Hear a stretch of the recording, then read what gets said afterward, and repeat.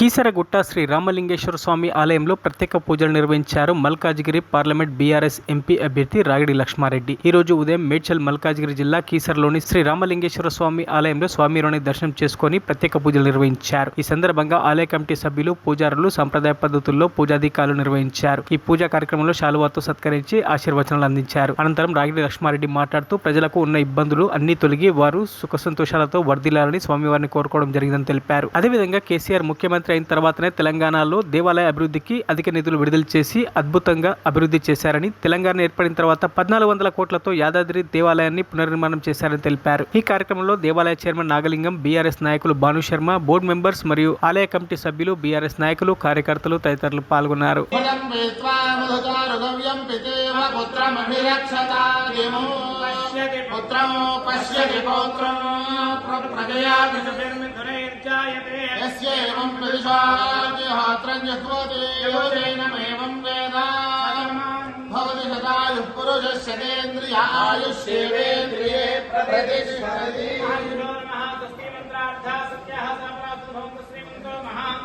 తథాస్తు